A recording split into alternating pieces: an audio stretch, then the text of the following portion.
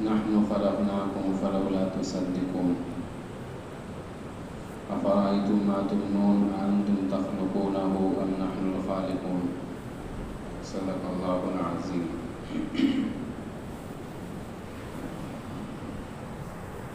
نحن خلقناكم فلولا تصدقون، ہم ہی نے تمہیں پیدا کیا ہے پھر تم تصدیق کیوں نہیں کرتے؟ افرأیتم ما تمنون، ذرا یہ تو بتلاؤ کہ جو منی کا قطرہ تم ٹپکاتے ہو، اانتم تخلقونہ ام نحن الخالقون، کیا تم اسے پیدا کرتے ہو یا ہم اسے پیدا کرنے والے ہیں؟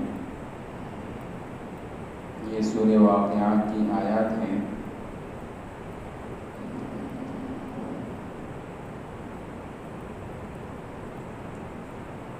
سورہ واقعات اہم صورتوں میں سے ایک صورت ہے جس میں قیامت کا تذکرہ ہے، جنت کا تذکرہ ہے اور 3 قسم کے لوگوں کا تذکرہ ہے۔ ایک اصحاب الیمین اور ایک اصحاب الشمال اور ایک السابقون۔ حدیث میں ہے کہ کل قیامت کے دن اللہ تبارک و تعالیٰ کے عرش کے دائیں جانب کچھ لوگ ہوں گے، وہ اصحاب الیمین ہوں گے اور وہ جنتی ہوں گے، ان کا نامہ اعمال ان کے دائیں ہاتھ میں ہوگا اور وہ بڑے خوش ہوں گے۔ اور کچھ لوگ عرش کے بائیں جانب ہوں گے، وہ اصحاب الشمال ہوں گے، ان کا نامہ اعمال ان کے بائیں ہاتھ میں ہوگا، وہ بڑے غمزدہ ہوں گے، پریشان ہوں گے۔ اور کچھ لوگ عرش کے سامنے کھڑے ہوں گے، وہ السابقون ہوں گے۔ علماء نے لکھا ہے وہ انبیاء علیہم السلام کی جماعت اور صحابہ کی جماعت۔ اولئک الذین انعم اللہ علیہم من النبیین والصدیقین والشہداء والصالحین، یہ وہ لوگ ہوں گے جو عرش کے بالکل سامنے کھڑے ہوں گے۔ جو ناکام لوگ ہوں گے وہ پچھتائیں گے بھی۔ کل سورہ رحمان میں ایک آیت گزری، یعرف المجرمون بسیماہم فیؤخذوا بالنواصی والاقدام۔ کل قیامت کے دن جہنم میں لے جانے والے فرشتے نافرمانوں کو اور گنہگاروں کو ان کی شکلوں سے پہچان لیں گے،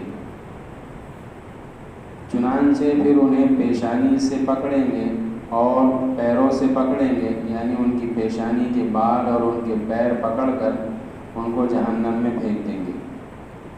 ھذہ جہنم التی یکذب بها المجرمون، اور کہیں گے یہی ہے وہ جہنم جس کو مجرم لوگ جھٹلایا کرتے تھے۔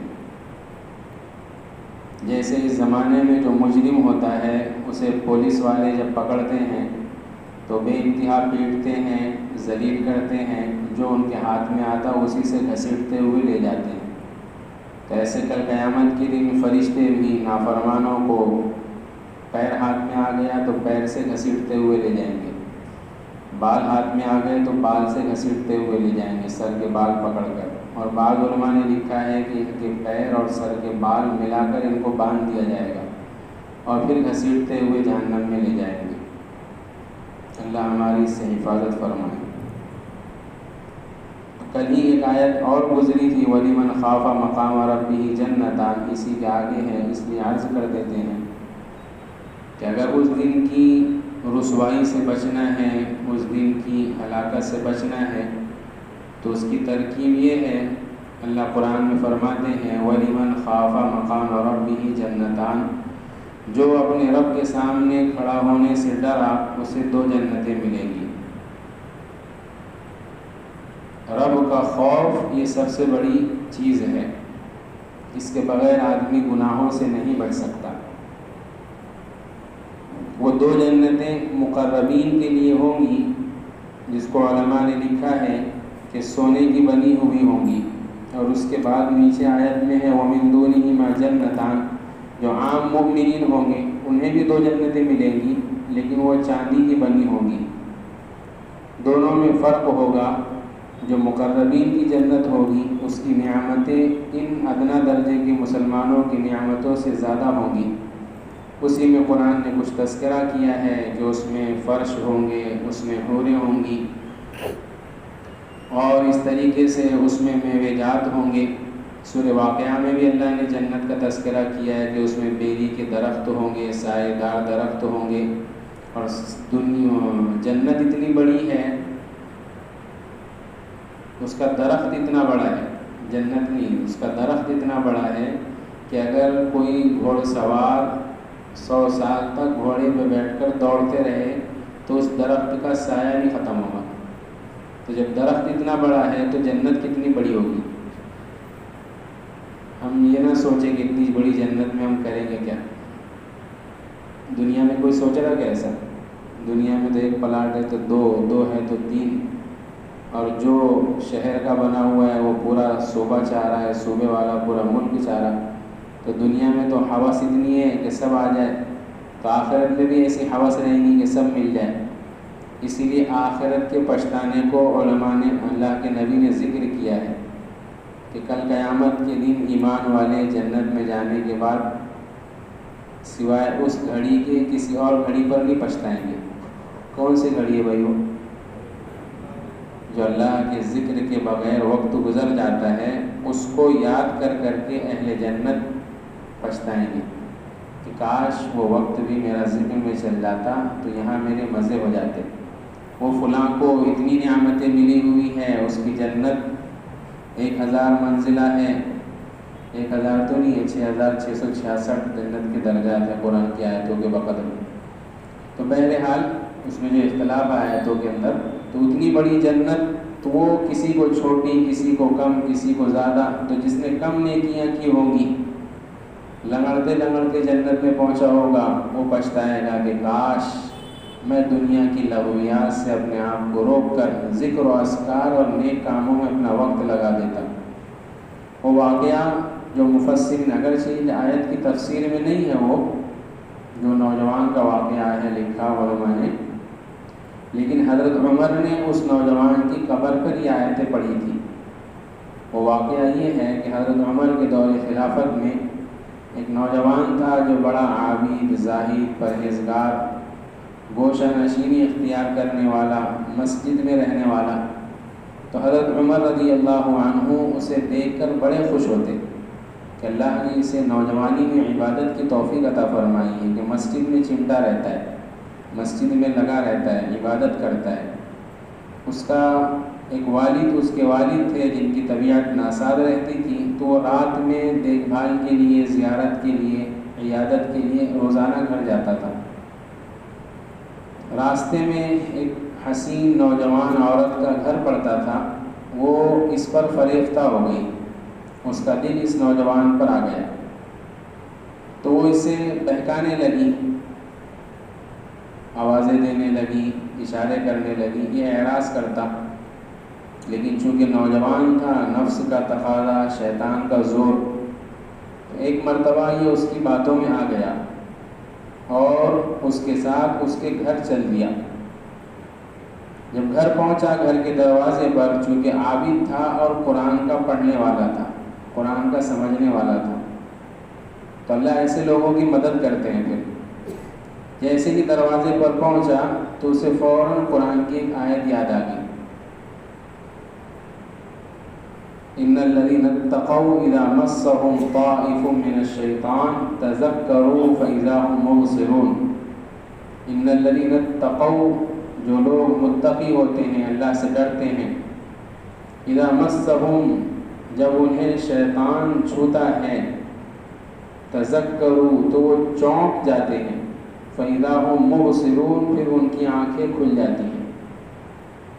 وہ عربی جاننے والے تھے، سمجھنے والے تھے، آیت پڑھتے سے لکھا ہے مفسرین نے کہ وہ آیت کی ہیبت اتنی پڑی اس پر کہ وہ بے ہوش ہو کے گر گیا۔ حضرت اکرمہ بن ابی جہل رضی اللہ عنہ جب وہ قرآن ہاتھ میں لیتے تھے تو یوں کہہ کے ھذا کلام ربی بے ہوش ہو جاتے تھے. کیا ہو جاتے تھے؟ بے ہوش. ھذا کلام ربی، یہ میرے رب کا کلام ہے. اتنی ان لوگوں کو قرآن سے محبت تھی.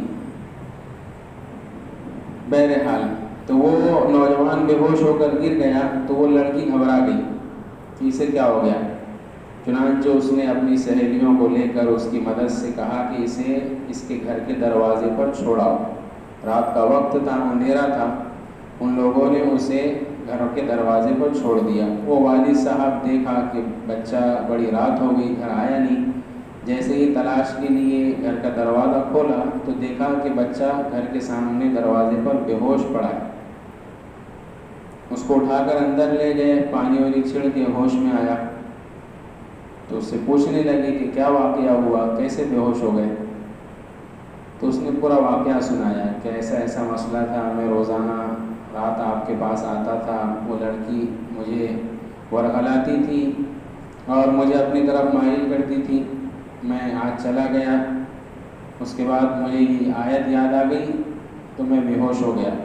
ان لوگوں نے مجھے یہاں چھوڑ دیا. تو والد کہنے لگے کہ کون سی آیت یاد آئی تھی تمہیں؟ پھر اس نے دوبارہ پڑھا ان الذین اتقوا اذا مسهم طائف من الشیطان تذکروا فاذا هم مبصرون. اتنا پڑھتے سے اس پر اللہ کا خوف اتنا طاری ہوا اس نوجوان پر کہ اللہ کے خوف کی وجہ سے اس کی روح نکل گئی. وہ بے ہوش ہو کر گرا. والد صاحب سمجھنے لگے کہ بے ہوش ہوا ہے. اسے اٹھانا چاہا لیکن اٹھا نہیں. چیک کیا تو پتہ چلا کہ اس کی روح نکل چکی ہے. اڑوس پڑوس والوں کو اطلاع دی. پہلے زمانے میں یہ رسم و رواج اور بدعات نہیں تھی میت کو دیر تک روکے رکھنے کی، انتظار کرنے کی. پہلے لوگ جانتے تھے حقیقت کہ یہ لاش ہے، مرنا سب کو ہے، تو فریزر یہ وہ کچھ نہیں، جس کا جہاں انتقال ہوا 2-3 گھنٹے میں دفنا دیا کرتے تھے. اب یہ بدعت رواج پا گئی ہے، لاش کو یہاں سے وہاں لے جانا، اس کے انتظار میں رہنا وغیرہ وغیرہ خرافات جنم لے لی ہے. تو وہاں رات کے وقت ہی اڑوس پڑوس کے لوگوں کو جمع کیا. اس کے والد نے ان سب نے مل کر اس کی تجہیز و تکفین کر دی. رات ہی میں قبر میں دفنا دیا. صبح کو جب حضرت عمر نے اپنی مسجد میں اس نوجوان کو نہیں پایا تو لوگوں سے سوال کیا کہ وہ عابد نوجوان کہاں ہے جو روزانہ عبادت کرتا تھا. تو لوگوں نے کہا کہ اس کا رات انتقال ہو گیا اور اسے رات ہی میں لوگوں نے دفن کر دیا. تو نیک لوگوں سے محبت ہونی چاہیے. امیر المؤمنین تھے، خود چل کر گئے قبر پر کہ ہم اس کے قبر پر جائیں گے، اس کے لیے دعا کریں گے. چنانچہ امیر المؤمنین عمر رضی اللہ عنہ اس کی قبر پر پہنچے اور قبر سے مخاطب ہو کر یہ آیت پڑھی وَلِمَنْ خَافَ مَقَامَ رَبِّهِ جَنَّتَانِ. حضرت عمر کو سارا واقعہ بتلایا گیا تھا کہ اس کا انتقال کیسے ہوا. تو حضرت عمر نے اس کی مناسبت سے آیت پڑھی کہ جو اپنے رب کے سامنے کھڑا ہونے سے ڈرا اسے 2 جنتیں ملیں گی. تو مفسرین نے لکھا ہے کہ حضرت عمر اور جتنے لوگ وہاں کھڑے تھے ان لوگوں نے قبر سے آواز سنی کہ قبر میں آواز آ رہی ہے کہ وہ 2 جنتیں اللہ نے مجھے دے دی. آتانیہا ربی الجنہ. اے عمر، جس جنت کا تم مجھے واقعہ سنا رہے ہو کہ اللہ سے ڈرنے سے جنت ملے گی، وہ جنت مجھے میرے رب نے دے دی، قبر میں دکھلا دی کہ تمہیں یہ ملنے والی. اس لیے انسان کو سب سے پہلے اللہ کا خوف پیدا کرنے کی کوشش کرنا چاہیے. اللہ کا خوف اعمال صالحہ سے پیدا ہوتا ہے اور اللہ کا خوف برے اعمال سے ختم ہو جاتا ہے. اسی لیے اللہ تبارک و تعالی خود، جیسے اس زمانے میں محنت کی جاتی ہے کہ لوگوں کا ایمان مضبوط ہو، تو یہ ترتیب اللہ نے خود سجائی ہے.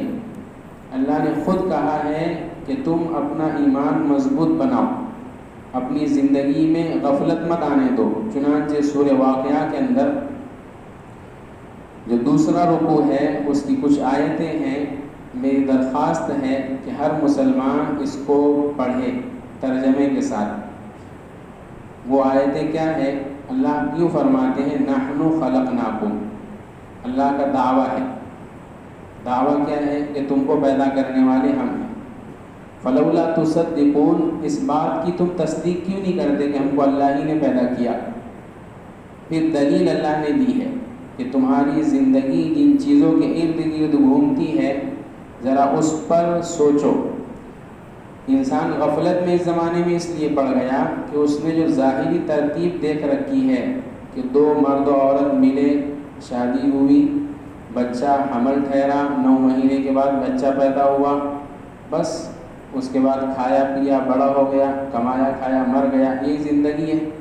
لوگ ایسے باتیں بھی کرتے ہیں کہ بس یہی زندگی، اور کیا ہے؟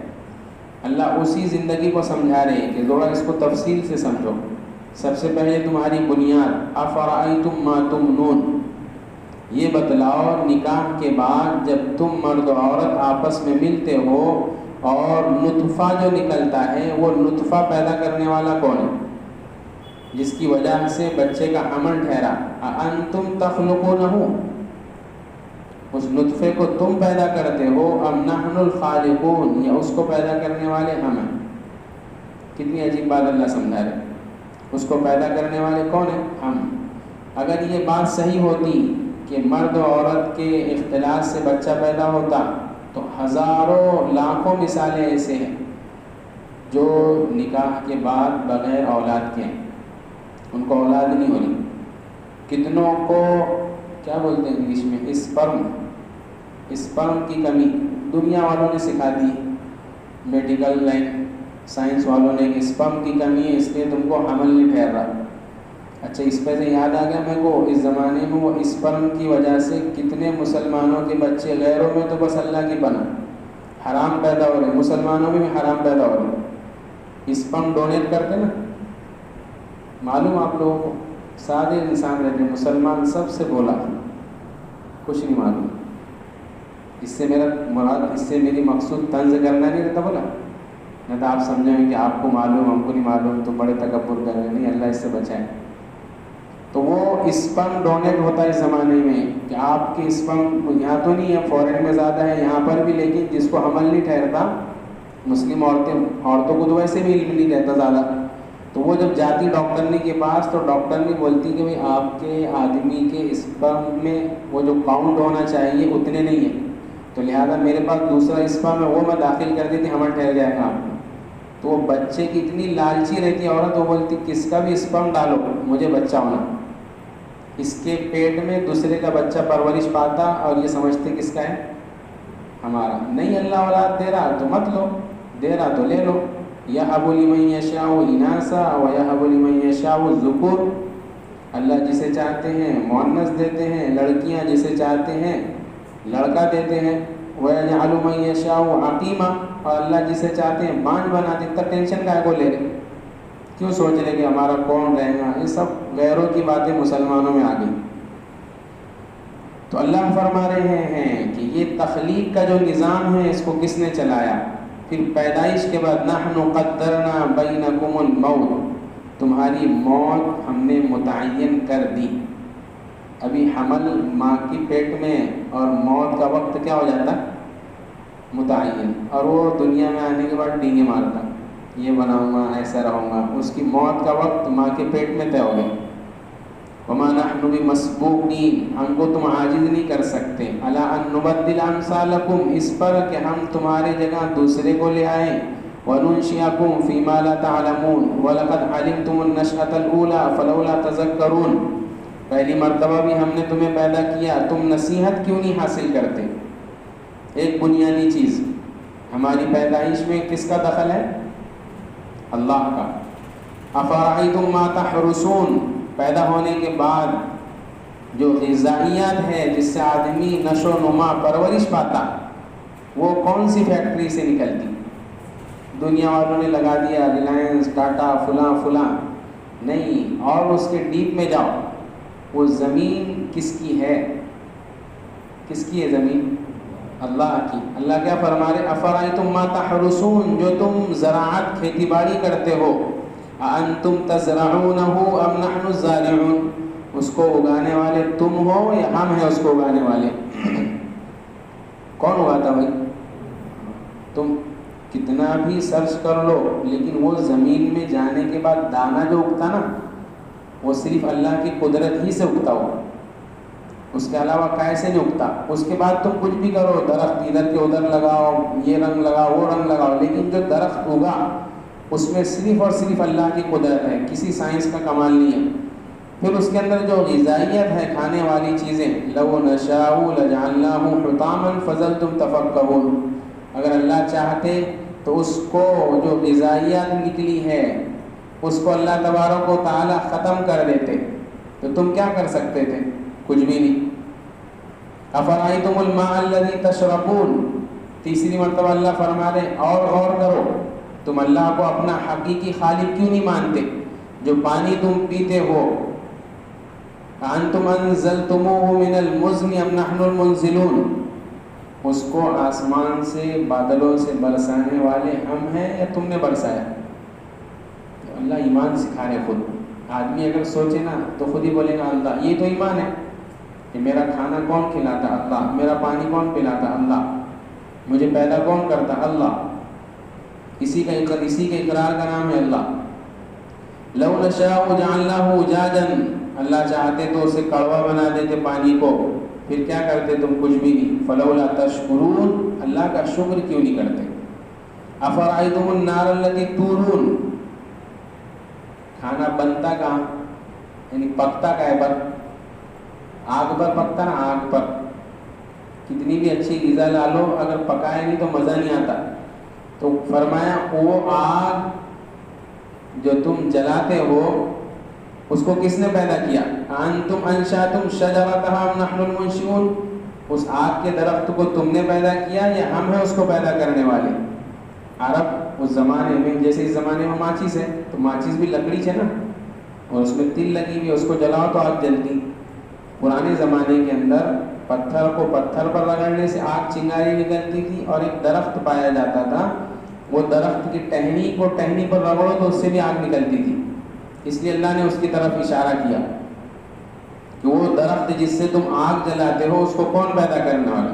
نحن جعلناها تذکرة ومتاعا للمقوین فسبح باسم ربک العظیم، یہ ساری چیزیں ہم نے تم کو بتلائی ہیں، لہذا تم اپنے رب کی جو بڑا عظیم ہے تسبیح کرو، اس کے نام کی تسبیح کرتے ہیں سبحان اللہ الحمدللہ، یہ پڑھو، اس سے اللہ کا نور دل میں آئے گا۔ تو یہ اللہ تبارک و تعالیٰ یہ ساری باتیں سکھلا رہے ہیں تاکہ آدمی ان چیزوں پر غور کر کے اللہ کا خوف پیدا کرے، حاضر اور ناظر اللہ کو مان لے، خلوت اور جلوت میں اللہ کا استحضار پیدا ہو جائے، اب بڑے سے بڑا گناہ کرنے سے بھی رک جائے گا، اور یہی اس کی کامیابی ہے۔ اچھا، ہم نے جو عرض کیا کہ ان آیتوں کو پڑھو، ترجمہ دیکھو، کل جو ہم نے بات عرض کی تھی اس کا میں کچھ لوگ شاید سمجھ نہیں پائے ہوں گے یا پھر اور کوئی مسئلہ ہوگا، تو جو ہم نے بولا نا کوئی تفسیر نہیں کرنا چاہیے، تفسیر بھی رائے سے منع کیا احادیث کی روشنی میں۔ کسی کو تفسیر کا شوق ہے تو اس کا صحیح طریقہ یہ ہے، اگر کسی کو تفسیر کا شوق ہے اور بلکہ ہونا بھی چاہیے، پڑھنا بھی چاہیے، تو اس کا صحیح طریقہ یہ ہے کہ کسی معتبر عالم دین کا ترجمہ یا تفسیر خرید لو۔ اب جو ترجمے چلتے ہیں کچھ لفظی ترجمے ہیں، جیسے حافظ نظر صاحب، اس میں کچھ نہیں ہے، صرف لفظ اور ترجمہ، اور اس میں کہیں کہیں لفظ کی صحیح ترجمانی نہیں ہوئی، کہیں کہیں کچھ مقامات پر۔ ایک تو یہ ہے کیونکہ حافظ تھے نا، عالم اور حافظ میں فرق رہتا ہے۔ بہرحال اللہ ان کی مغفرت فرمائے، درجت بلند فرمائے، علماء کو امت کو فائدہ ہے اس سے۔ حافظ نظر صاحب کا ترجمہ، اور ایک آسان اور ایک ترجمہ ہے مولانا یونس صاحب پالنپوری کا ریاض القرآن، وہ بھی صرف لفظی ترجمہ ہے، اس میں تشریح نہیں۔ اور ایک ترجمہ ہے مولانا یوسف صاحب مطالعہ کا اضواء البیان، اس میں بھی صرف ترجمہ ہے لفظی۔ یہ صرف ترجمے کی نیت سے پڑھ سکتے، اس میں تم کو آیت کا مفہوم نہیں سمجھ میں آئے گا۔ تو جن کا ابتدائی درجہ ہے وہ قرآن ناظرہ سیکھنے کے بعد وہ پڑھیں، اور اس کے بعد اس آیتوں کو پڑھیں، روئیں، اور اس کے آگے کی چیز سیکھنا ہے تو پھر اب پرانے زمانے میں بہت سے ترجمے کے قرآن تھے جس میں شیخ الہند کا ترجمہ، جنہوں نے مالٹا کی جیل میں رہتے ہوئے امت مسلمہ کے لیے ترجمہ لکھ دیا تھا، ترجمہ بھی لکھ دیا تھا. اور اس کے بعد مفتی شبیر عثمانی جو تقسیم کے وقت تھے، تقسیم سے پہلے انڈیا میں تھے، تقسیم کے بعد اپنے پڑوس کے ملک چلے گئے تھے، اور وہاں کا جو سنویدھان وغیرہ بنا اس میں بڑا ان کا ہاتھ ہے، مفتی شبیر عثمانی. انہوں نے اس کے بعد اس کی تفسیر ہلکی سی لکھی اور بہت جامع لکھی، لیکن اس کا اردو ترجمہ ہمارے زمانے کے مسلمانوں کو جلدی سمجھ میں نہیں آتا. اپنے کو تو اپنی اردو نہیں آ رہی نا، بہت برا حال ہے اردو کے تعلق سے امت کا. پہلے کی تاریخ کی باتیں بتلا دوں. علم سارا کون سی زبان میں؟ ارے حضور عربی تھے، صحابہ عربی تھے، ائمہ مجتہدین عربی تھے، علم سارا کے سارا عربی زبان میں تھا. ہندوستان میں عربی جاننے والے کون تھے؟ کوئی نہیں. شاہ ولی اللہ محدث دہلوی رحمۃ اللہ علیہ نے ہندوستان میں علم لایا، اور پہلے سے تھا لیکن کثیر تعداد میں نہیں تھا. تو انہوں نے پہلے اس عربی کے علوم کو، علوم دینیہ کو کچھ فارسی میں لائے. بس آپ صدقہ کرا کرو ان کے نام سے. مفتی شاہ ولی اللہ صاحب محدث دہلوی، اللہ نے ان کو 3 لڑکے عطا فرمائے تھے. کتنے؟ ایک کا نام کیا ہے؟ اب نعرے لگاؤ، نعرے. میں آپ کو نہیں بول رہا، چلاتے ہیں نا جو، تاریخ یاد مت رکھو، بس نعرے لگاؤ. کس نے آزاد کرا ہندوستان؟ کیا کچھ نہیں، بس جذبات جذبات جذبات. یہ چیزیں بنیادی وہ معلوم نہیں. جس نے رویا دھویا، کٹے مرے، جیلوں میں گئے، ان کی تاریخ معلوم نہیں، بس روٹوں پر اترنے کا بولو. تو وہ 3 بچے تھے. ایک کا نام تھا شاہ عبد العزیز محدث دہلوی. انگریز کے خلاف ہندوستان میں سب سے پہلا فتویٰ دیا کہ اسلام اس ہندوستان میں مسلمانوں پر جہاد فرض ہو گیا، ہم غلام بن گئے، اب مسلمانوں کو چاہیے کہ جہاد کرے. وہ داستان ہے لمبی ان کی. دوسرے بچے کا نام تھا شاہ عبد القادر، اور تیسرے بچے کا نام تھا عبد الغنی. یہ 2 بچے، شاہ عبد القادر اور شاہ عبد الغنی، ان دونوں نے قرآن کا ترجمہ سب سے پہلے اردو میں ہندوستان میں کیا. اب بولتے ہیں اس کے بعد غصہ آتا پھر اپنے کو کہ علماء عوام سے توڑتے کر کے. غصے والی بات نہیں ہے کیا؟ یعنی کوئی لاجک ہے کہ اس میں تم کو اردو پڑھنا علماء سکھا رہے، تمہارے پاس سب سے پہلے قرآن کا ترجمہ عالم نے کیا، اور اس کو بول دیتے کہ علماء عوام سے توڑ رہے کر کے. تم مارنے کا دل نہیں بولتا کہ منہ پر؟ بہرحال اعوذ باللہ من الشیطان الرجیم، جذبات میں نہیں آنا چاہیے. میں ایک بات سمجھانا چاہ رہا، آپ کھلے دل سے سمجھو اس کو. تو وہ شاہ عبد القادر، انہوں نے ترجمہ لکھنے کے لیے اپنی مسجد میں 16 سال کا نفلی اعتکاف کیا تھا. کتنے سال کا بھائی؟ ان کو بھی بچے تھے، بیوی تھی، کام تھے، سب تھے. نفلی اعتکاف کا مطلب یہ ہے کہ بس ضروریات کے لیے مسجد سے جاتے، چند لمحوں میں، چند گھنٹوں میں کام کر کے مسجد میں آ جاتے، اعتکاف کی نیت کر لیتے، اور بس اسی میں پڑے رہتے کہ اس کا ترجمہ مجھے اردو میں کرنا ہے. اور اس زمانے کی اردو ایک دم پیور تھی، ہارڈ تھی، اس میں لکھے ہوا ہے. شاہ عبد القادر صاحب کا پہلا ترجمہ ہندوستان میں اردو میں، اور دوسرا ترجمہ انہی کے بھائی شاہ عبد الغنی نے کیے تھے. وہ تحت اللفظ ترجمہ ہے. تحت اللفظ کہتے ہیں وہ سمجھ میں نہیں آتا، جیسے لا لکھے ہوا ہے تو لا کے نیچے لا کے نیچے نہیں، انتم کے نیچے تم، تو وہ مضمون بن نہیں پاتا، اس لیے سمجھ میں نہیں آتا. لیکن انہوں نے اتنا تو کر دی ہے کہ آئندہ جو ترجمہ لکھیں گے وہ جملہ بنا سکتے آگے پیچھے کر کا. یہ تو کچھ تاریخ تھی ترجمے کی. اس پر علماء نے پھر کام کیا اور ترجمے آتے گئے. شیخ الہند کا ترجمہ بڑا مشہور ہوا. پہلے لوگ آج سے 15-20 سال پہلے جو حج کو جاتے تھے تو عرب حکومت بھی ہدیے میں وہی ترجمہ دیتی تھی شیخ الہند کا. پھر عرب حکومت جب سے وہاں کے حکمراں بدلے اور دنیا کی طرف زیادہ مائل ہوئے، اور کچھ میں نام بھی لے لیتا، کچھ غیر مقلدین حضرات کا ان پر تسلط ہوا، تو انہوں نے وہ شیخ الہند کا ترجمہ بند کر دیے اور مولانا محمد جوناگڑھی کا ترجمہ شروع کر دیے۔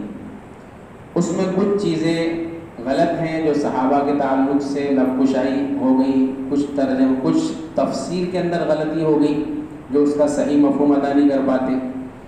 یہ باتیں میں کیوں عرض کر رہا بھائی؟ آپ کے رہنمائی کے لیے کہ آپ ترجمہ کون سا پڑھیں گے، اس لیے۔ تو وہ شیخ الہند کا ترجمہ بہت مشہور چلا۔ اب چونکہ ایک لمبا عرصہ گزرا، 1947 میں، اس وقت اردو الگ تھی۔ اب ہمارے ہاں اردو بولتے بولتے بھی اب انگریزی بول رہے، اب اردو میں بھی انگریزی آ گئی نا۔ کتنی جگہ ایسا ہے کہ اس کا اردو ترجمہ ایک پڑھتا ہوں، استاد بیٹھے ہوں مسجد میں، وہ اچھے کچھ جملہ آ گیا تو میں نے پوچھ لیا کہ اس کو اردو کیا بنے گی، یاد نہیں آ رہا میرے کو، تو ہم سب پریشان، ڈھونڈ کر ڈکشنری میں اردو نہیں مل رہی اس کی، انگریزی نے اتنی خطرناک جگہ لے لی۔ تو اب اس دور حاضر کے حساب سے اگر کسی کو آسان ترجمہ پڑھنا ہے اور کم تشریح میں قرآن کا مطلب سمجھنا ہے تو اعلیٰ نمبر، اول درجے پر مفتی تقی عثمانی صاحب کا قرآن ہے، جس کا نام توضیح القرآن بھی، آسان ترجمہ بھی، ایک جلد میں بھی چھپا ہوا ہے، 3 جلد میں بھی چھپا ہوا ہے۔ اس میں آپ کو لفظ کے نیچے، آیت کے نیچے ترجمہ بھی مل جائے گا، اور جہاں ضرورت پڑی سمجھانے کی تو وہاں پر ایسا ایک لکھ کر نیچے حاشیے میں پھر اس کا مفہوم بتا دیے کہ اس کا مطلب یہ ہے۔ اور اگر زیادہ لمبا حاشیہ جیسے اصحاب کہف کو پورا سمجھانا پڑا تو اس کے نیچے پھر ایک لگا کر 2-3 صفحے لکھ دیے، سورت کے شروع میں تعارف لکھ دیے کہ سورت کہاں نازل ہوئی، سورت کا مضمون کیا ہے، سورت کے اندر کیا کیا آیتیں ہیں، یہ ساری باتیں شروع میں لکھ دی۔ اور دوسرے نمبر پر، یہ میں اب ایسا کسی نے نمبر نہیں بولا، میں اپنے مطالعے کے حساب سے بول رہا، دوسرے نمبر پر ہے مولانا بلال عبدالحی حسنی ندوی، یہ ندوۃ العلماء لکھنؤ کے بڑے عالم دین ہیں، ان کا ترجمہ، وہ بھی آسان ترجمے کے نام سے ملتا، وہ ایک جلد میں ہی چھپا ہوا ہے بس۔ تو یہ 2 ترجمے میں سے آپ کوئی بھی زمانے میں پڑھ سکتے ہیں۔ اب تفسیر جو لوگ شوق، جن نوجوانوں کو شوق رہتا ہے تفسیر کا، تو ان کا کام یہ ہے کہ وہ ان 2 میں سے، یا اور بھائی کوئی اور ہوگا تو وہ ترجمہ لے، اس کا ترجمہ یاد کریں۔ یہاں تک لکھا ہے علماء نے کہ جن کو عربی نہیں آتی ہے وہ قرآن کا ترجمہ رٹ کر بیان کریں، کیا کریں، اور حوالہ دے کہ مفتی تقی عثمانی نے یہ ترجمہ کیا ہے، فلاں نے یہ ترجمہ کیا ہے۔ اس کو نہیں معلوم ہے کہ یہ مفعول کا صیغہ ہے کہ فاعل کا صیغہ ہے، تو وہ ترجمہ کہے گا مفہوم، ہاں اگر نہیں یاد ہو رہا تو پھر قرآن کی آیت کا مفہوم ہے، ترجمہ اگر پکا نہیں یاد ہو رہا۔ اب اس کی تشریح کیسے کریں گے؟ اس کی تشریح کے لیے بھائی اس ترجمے کی تشریح میں مفتی صاحب نے یہ بات لکھی، اور کسی کو اور بڑا مفسر بننا ہے تو پھر ماتھے کا تاج، سر کا تاج وہ معارف القرآن ہے۔ جن لوگوں کو نہیں معلوم، معارف القرآن اب تک جتنی تفسیریں عربی میں لکھی گئی تھی بڑی بڑی، میں عرض کر دوں، جیسے تفسیر ابن کثیر، تفسیر مظہری، روح المعانی، اور اس طریقے سے تفسیر قرطبی، یہ بڑی بڑی عربی کی تفسیریں ہیں۔ تو مفتی شفیع صاحب نے، اللہ ان کی قبر کو نور سے بھر دے، بڑی محنت کی اور ان پوری تفاسیر کا خلاصہ اپنی تفسیر معارف القرآن میں جمع کر دی۔ بالکل، میں تو پڑھتا ہوں تفسیر معارف القرآن، اور کبھی کبھی میرا دل بولتا تفسیر مظہری بھی ہے پاس میں، ابن کثیر بھی ہے، ان کو جب کھولو تو پھر اس میں مطالعہ کچھ ضعیف روایتیں، صحیح ہے۔ تفسیر ابن کثیر میں 10 صفحوں میں لکھے ہوئے، معارف قرآن میں آ جاؤ تو حضرت نے 1 صفحے میں سب سمجھا دیے کہ یہ روایت جس کا خلاصہ یہ ہے، کتنی آسان ہے۔ تو آپ کو اگر زیادہ تفسیر کا شوق ہے تو کون سی تفسیر پڑھو پھر؟ معارف القرآن 8 جلدوں میں ہے، 1600 روپے کی ہے، غالباً 2000 کی، وہ خرید لو اور خوب پھر تفسیر کرو، اس میں سے یاد کرو اور بیان کرو۔ اس کے علاوہ جو اس زمانے میں تفسیر کا ایک طریقہ رائج ہو رہا ہے، یہ بالکل جو ہم نے کل بتایا تھا اس آیت کے خلاف ہے، وَلَقَدْ يَسَّرْنَا الْقُرْآنَ لِلذِّكْرِ فَهَلْ مِن مُدَّكِرٍ۔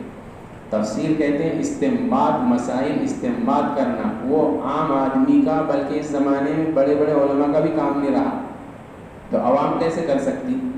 تو یہ تو بات آ گئی تھی ترجمے پیسے، جو ہم کہہ رہے ہیں کہ ترجمہ پڑھو، یہ آیت پڑھو، اس پیسے قرآن کی۔ اچھا، جب ہم نے ابھی بات کی تھی بیچ میں صحابہ کی کہ دین ہم تک جو پہنچا ہے اس میں سب سے بڑا واسطہ ہے، یا یوں سمجھ لو صرف صحابہ کا ہی واسطہ ہے۔ کس کا ہے بھائی؟ صحابہ کا۔ جتنی تفسیریں آپ کو ملتی ہے، جتنی احادیث آپ کو ملتی ہیں، اگر صحابہ نہیں ہوتے نہیں ملتی۔ تو صحابہ سارے کے سارے ہم تک دین پہنچانے والے، اس لیے اہل سنت والجماعت اس کا عقیدہ ہے کہ کسی صحابی کو بھی تم برا نہیں بول سکتے، لب کشائی نہیں کر سکتے، تم پر واجب ہے ان کی تعریف کرنا، ان سے محبت کرنا، ان سے عقیدت رکھنا، ان سے بغض رکھنا تمہارے ایمان کو ختم کر دے گا۔ تو یہ یاد رکھنا چاہیے کہ ہم کو دین کی نعمت جو ملی، لوگ بولتے نا ابھی تو زمانہ اتنا انتشار کا ہے کہ اللہ رسول کے بعد سب کو ختم کر دو بولتے، اور آیت کون سے پڑھتے؟ ما آتاکم الرسول فخذوہ وما نہاکم عنہ فانتہوا۔ دیکھو قرآن بول رہا جو رسول دے لے لو۔ رسول نے کس کو دیا تھا؟ صحابہ کو۔ صحابہ نے ہم تک پہنچایا اور مار کھا کر پہنچایا۔ ان کی داستان کبھی دل بولتا ہے کہ ایک ایک صحابی جو مشہور ہے ان کی داستان امت کے سامنے رکھی جائے، تب امت کو ان کی قدر ہو۔ تو اس لیے یہ عقیدہ دل میں رکھو کہ ہم تک دین پہنچانے والی جماعت کس کی ہے؟ صحابہ کی۔ اچھا، یہ بات کسی تاریخ دانے نے نہیں لکھی، قرآن کی ایک آیت ہے، بس اسی پہ میں اشارہ کرتا ہوں۔ ایک واقعہ ہے کہ فتح مکہ اور فتح مکہ کے بعد دونوں وقت میں اللہ کے راستے میں خرچ کرنے کا حکم تھا۔ وَمَا لَكُمْ أَلَّا تُنْفِقُوا فِي سَبِيلِ اللَّهِ، مسلمانوں تمہیں کیا ہوا کہ تم اللہ کے راستے میں خرچ نہیں کرتے؟ وَلِلَّهِ مِيرَاثُ السَّمَاوَاتِ وَالْأَرْضِ، آسمان اور زمین کی میراث تو اللہ کی ہے، اسی کا ہے، اس کا مال تمہارے پاس وقتی طور پر آیا، اس کو خرچ نہیں کرتے۔ اس کے بعد اللہ نے فرمایا یہ حکم سب کے لیے تھا، تو کچھ لوگوں نے فتح مکہ سے پہلے خوب اللہ کے راستے میں لٹایا، ضرورت زیادہ تھی مسلمانوں کو، حالات زیادہ تھے تو خوب لٹایا، ابو بکر نے، عمر نے، عثمان نے، علی نے، صحابہ نے۔ کچھ لوگ کم لٹائے، اور اس کے بعد مدینے میں حالات بنے تو اب لٹائے۔ قرآن کہتا ہے لا یستوی منکم من انفق من قبل الفتح وقاتل، من قبل الفتح، فتح مکہ سے پہلے جس نے خرچ کیا اور قتال کیا وہ، اور فتح مکہ کے بعد جس نے خرچ کیا اور قتال کیا وہ، دونوں برابر نہیں ہو سکتے۔ ثواب ان صحابہ کا زیادہ بڑا ہوا ہے، درجہ ان صحابہ کا زیادہ بڑا ہوا ہے۔ اولئک اعظم درجۃ من الذین انفقوا من بعد وقاتلوا۔ لیکن یہاں پہنچ کر کہیں امت کو یہ نہ لگے کہ فتح مکہ سے پہلے جو صحابہ ہیں وہی اچھے ہیں، بعد والے نہیں، نعوذ باللہ۔ تو قرآن کہتا ہے، قرآن وَكُلًّا وَعَدَ اللَّهُ الْحُسْنَى، جتنے صحابی ہیں نا، چھوٹا سا چھوٹا صحابی کیوں نہ ہو، 1 منٹ کا صحابی کیوں نہ ہو، کچھ صحابہ 1 منٹ کے، ایک نماز بھی نہیں پڑھے، آئے حضور کے ہاتھ پر اسلام میں داخل ہوئے، جنگ چالو، اسلام میں داخل ہوئے، جہاد کا حکم گئے، اور اس کے بعد لڑتے لڑتے مر گئے، ایک نماز بھی پڑھنے کو نہیں ملی، لیکن جنت پکی۔ تو 1 منٹ کے صحابہ، چند منٹ کے صحابہ، ان کے بارے میں قرآن کہتا ہے وَكُلًّا وَعَدَ اللَّهُ الْحُسْنَى۔ مسلمانوں یاد رکھو، یہ جتنے صحابہ کی جماعت ہیں جن کی تعداد لاکھوں میں، اللہ کا سب کے ساتھ بھلائی کا وعدہ ہے کہ سب کے ساتھ۔ اس سے پتہ چلا کہ کسی ادنا صحابی کے بارے میں بھی لب کشائی نہیں کرنا چاہیے، یہ نہیں بولنا چاہیے جس طریقے کا اس زمانے میں ایک رواج پڑھتے چلا۔ حضرت عثمان کو چاہنے والے حضرت علی کو برا بول دیتے، علی کو چاہنے والے عثمان کی شان میں گستاخی کر دیتے، ان دونوں کو چاہنے والے حضرت امیر معاویہ کی شان میں گستاخی کر دیتے۔ یہ بالکل امت سے ختم ہونا چاہیے۔ ختم کیسے ہوگا؟ جیسے ہم یہاں کچھ لوگ بیٹھے ہوئے، ہم تحیہ کر لیں کہ اس پر لب کشائی نہیں کریں گے۔ قرآن کی یہ آیت یاد کر لو صحابہ کے بارے میں، وَكُلًّا وَعَدَ اللَّهُ الْحُسْنَى، سب کے ساتھ اللہ کا حسنہ، جنت کا، بھلائی کا وعدہ ہے۔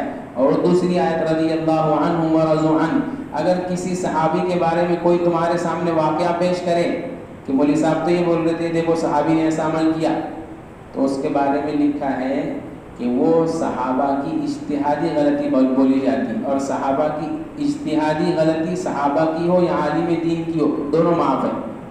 اجتہادی غلطی یعنی کوشش میں لگا ہوا ہے، اس کے بعد کوشش کرنے کے بعد مسئلہ نکالا وہ غلط نکل گیا، اس پر بھی اللہ کی طرف سے ثواب ہے، لیکن مسئلہ صحیح نہیں مانا جائے گا۔ تو ایسی صحابہ کی جو کچھ غلطیاں ہوئی ہیں اگر، وہ اجتہادی، اور جو ان سے ہو بھی گئی ہیں وہ اللہ سے انہوں نے رو رو کر معاف کرا لی.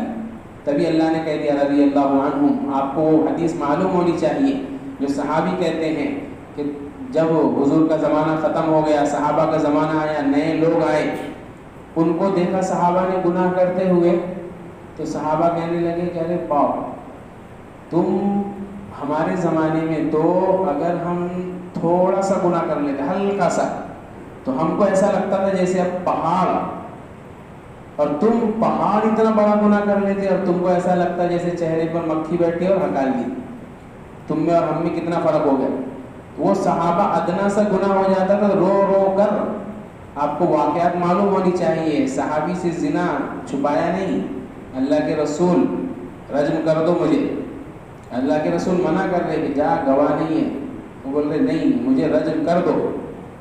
او گواہ ملے رجم. عورت اپنے بچے کو لے کر آ رہی ہے. اللہ کے نبی کہہ رہے ہیں تیرا بچہ چھوٹا ہے، زنا ہو گیا تھا، ٹھیک ہے جا. اللہ کے نبی معاف کرانا چاہ رہے ہیں کیونکہ حدود ہلکے سے آزار کی وجہ سے، ہلکے سے بہانے کی وجہ سے ساقط ہو جاتی.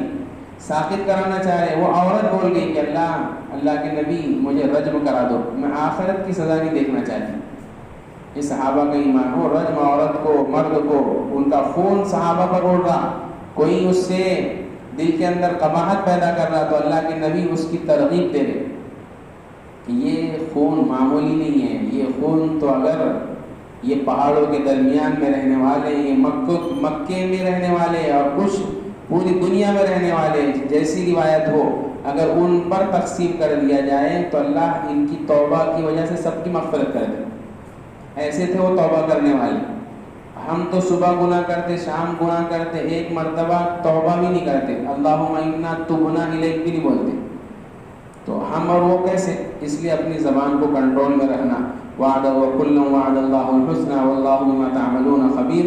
اور جو کچھ تم کرتے ہو اللہ کو اس کی خبر ہے. اب ایک آیت تو یہی ہے الم یأن للذین آمنوا ان تخشع قلوبهم لذکر اللہ وما نزل من الحق ولا يكونوا كالذین اوتوا الکتاب. اس میں پہلے جملے سے زیادہ خطرناک جملہ دوسرا ہے. آیت کا ترجمہ ہے کہ ایمان والوں پر ابھی بھی وہ وقت نہیں آیا کہ ان کے دل اللہ کے ذکر کے لیے اور جو دین اللہ نے نازل کیا ہے اس کے لیے جھک جاتے. یہ آیت نازل ہوئی مسلمانوں کے بارے میں. اور کون مسلمان؟ وہ یہی صحابہ کی جماعت. الگ الگ روایتیں ہیں. ایک روایت ہم بیان کرتے ہیں وہ یہ ہے صحابی رسول فرماتے ہیں مکے میں اور مجاہدے میں صحابہ خوب عمل کیا کرتے تھے، خوب مجاہدہ کرتے تھے، تھکاتے تھے اپنے آپ کو. مدینے میں آنے کے بعد جب اپنا ملک مل گیا، اپنا محلہ اور اپنا گھر مل گیا تو تھوڑی سی سستی آ گئی. کیا آ گئی؟ ایسے رہتا نا، پہلے خوب کماتا، کرایہ کا گھر بولے خود کا لینے کا ہے، لے لیا خود کا تو اب زیادہ جانے رہا کمانے کو. تو ایسے صحابہ خوب دین کی محنت، ہر تقاضا پورا جو اللہ کے نبی بول رہے سب. مدینے میں آنے کے بعد تھوڑی سی کوتاہی، ایسی کوتاہی نہیں فرض چھوڑ دے رہے، واجب چھوڑ دی، نہیں کوتاہی، کچھ ہلکی سی. تو اس پر آیت نازل ہو گئی الم یأن للذین آمنوا کہ ایمان والوں پر ابھی بھی وہ وقت نہیں آیا ان تخشع قلوبہم ان کے دل میں خشوع پیدا ہو جاتا، جھک جاتے. کیوں؟ لذکر اللہ اللہ کی یاد کے لیے. اس میں سب آ گیا، اللہ کے احکام کے لیے. وما نزل من الحق اور جو دین اللہ نے نازل کیا، جو قرآن اللہ نے نازل کیا اس کے لیے جھک جاتے. پھر اس کے بعد والی جو آیت ہے نا وہ میرے اور آپ کے لیے شارٹ ہے، کرنٹ. ولا يكونوا كالذين اوتوا الكتاب من قبل. ان کو صحابہ کو سمجھایا، ان کے واسطے سے اپنے کو سمجھایا. یہ فرمایا ان اہل کتاب کی طرح مت بن جانا. اہل کتاب یعنی یہود اور عیسائیوں کی طرح مت بن جانا جو تم سے پہلے تھے. فطال علیہم الامد انہوں نے اپنی امیدیں خوب بڑھا لی کہ کھیتی بھی کریں گے، مکان بھی بنائیں گے، یہ بھی کریں گے. تو صحابہ نے بھی وہ سوچا تھا کچھ کہ ہم بھی یہ کریں گے، باغات لگائیں گے، پھل خود کھائیں گے. تو اللہ کیا کہہ رہے ہیں ان یہودیوں نے، عیسائیوں نے بھی ایسے ہی کیا تھا، اپنی امیدیں لمبی کر لی تھی خوب. فقست قلوبہم ان کے دل کیا ہو گئے؟ اللہ نے ان کے دلوں پر مہر لگا دی، سخت ہو گئے ان کے دل. وَكَثِيرٌ مِّنْهُمْ فَاسِقُونَ، ان میں سے اکثر لوگ فاسق تھے. اگر تم ان کے نقش قدم پر چلو گے تو تم بھی فاسق بن جاؤ گے اور تمہارے دل بھی سخت ہو جائیں گے. اس زمانے میں مسلمانوں کی اکثریت کے دل سخت ہو چکے ہیں. نرم کس کو بولتے کہ اللہ کی یاد میں آنسو نکل جانا، رونا آ جانا، لپک جانا، اس کو بولتے نرم دل. اور وہاں سمجھاتے سمجھاتے تھک جا رہے ہیں لیکن سامنے والے پر اثر، اس کا دل سخت ہو گیا. کیوں ہوا بھائی؟ فقست قلوبہم، کیوں ہوا؟ طال علیہم الامد کی وجہ سے. جو لمبی پلانی ہے نا، لمبی پلانی، اس کی وجہ سے دل سخت ہوئے کہ ہم رہیں گے، کاروبار کریں گے، گاڑی لیں گے، مکان میں لو نا، اگر اللہ نے دے دیا تو لے لو، لیکن اسی کو مقصد بنا کر زندگی بسر مت کرو. 1 مہینہ 2 مہینہ 1 سال کا سوچو، اس سے زیادہ مت سوچو. اللہ دولت دے دے گا تو لے لینا، نہیں دے گا تو نہیں. لیکن اسی کو پلاننگ کرتے نا اس زمانے میں. جتنا آپ کو یوٹیوب کیا نام ہے، ٹیلی ویژن پہ جتنی ایڈ چلتی، وہ آپ کو، ہم کو یہی سکھا رہے. طال علیہم الامد، لمبی پلاننگ سکھا رہے. ابھی میرے کو ایک نے مسئلہ پوچھا آج زکوٰۃ کا، گنگا نگر سے فون آیا کہ وہ LIC لائف انشورنس جو ہے اس کی زکوٰۃ کا کیا حکم ہے. میں مسئلہ نہیں ہوتا، زکوٰۃ تو یہ ہے کہ اس کی زکوٰۃ ابھی دے دو، نہ تو پوری ملنے کے بعد اصل مال کی زکوٰۃ دینا پڑے گی. حرام مال جو اس کے اوپر سود ملا اس کی نہیں دینا پڑے گی. یہ تو مسئلہ ہوا. لیکن مجھے یہ مسئلہ کیوں یاد آیا؟ لائف انشورنس کیوں کراتا آدمی کہ بھائی مجھے زندہ رہنا ہے، ابھی مجھے یہ کریں گے، وہ کریں گے، وہ کریں گے. تو یہ اتنی، تو میں کیا کہہ رہا تھا، آج جو میڈیا ہے نا، میڈیا برا کی ہے، جو ٹی وی پر ایڈ چلتی، اور اس میں اب تو کیا کتنے ایپ آ گئے نا، سب انویسٹ کرو، پیسہ کماؤ، اتنے سال کے لیے، اتنے سال کے لیے. آپ اس پر تحقیق باریکی سے غور کریں گے تو یہ آپ کے اندر طال علیہم الامد یہ پیدا کرنے والی چیز ہے کہ ابھی 10 سال آپ جئیں گے، 20 سال آپ جئیں گے. آدمی خوش ہے کہ بیٹا 20 سال کے بعد اپنے کو 50 لاکھ ملنے والے. اور ابھی ہم نے کیا پڑھے، قرآن کیا کہتا ہے کہ تم ماں کے پیٹ میں تھے، تمہاری موت طے ہوگی، تم کو تھوڑی معلوم کتنا جئیں گے. قرآن تو یہ سکھاتا ہے کہ ہر لمحہ موت ہاتھ میں ہونی چاہیے. اور یہ کیا سکھا رہے؟ طال علیہم الامد، لمبی امیدیں باندھو، بڑے پلاننگ کرو. تو اللہ نے اس کی نحوست یہ لکھی ہے کہ اس سے دل سخت ہو جاتے ہیں، پھر سمجھ میں نہیں آتا لوگوں کو. ابھی جیسے سمجھاؤ تو لوگوں کو معلوم، ابھی تو اپنے کو 50 سال زندہ ہے، مول صاحب کو بول لے تو سمجھ میں آ. جس کو بولتے کر مرنے والا ہے تو دیکھو کیسا بھاگتا پھر کام میں. یہ فرق ہے. اعلموا ان اللہ یحیی الارض بعد موتها، اللہ فرما رہے یاد رکھو مرنے کے بعد زندہ کرنے والا کون ہے؟ زمین کو اللہ زندہ کرتے ہیں، مرنے کے بعد بنجر ہو جاتی زمین، اگانے والا بنا دیتے اللہ. تو جب زمین کو زندہ کر سکتے تم کو بھی زندہ کر دیں گے. قد بینا لکم الآیات، یہ آیتیں ہم آپ کو بیان کرتے ہیں، لعلکم تعقلون، تاکہ تم عقل سے کام لو. یہ سورہ حدید کی ایک آیت تھی. اتنا سارا دماغ میں رہے گا اپنے، رہیں گے نا بھائی، بولو مت بھائی. اس کے بعد سورہ حشر ہے، سورہ مجادلہ ہے، اس میں وہ واقعہ ہے، سورہ حشر میں بھی ہے، سورہ ممتحنہ میں بھی ہے. بس ایک آیت کی میں ہلکی سی کچھ باتیں عرض کر دوں.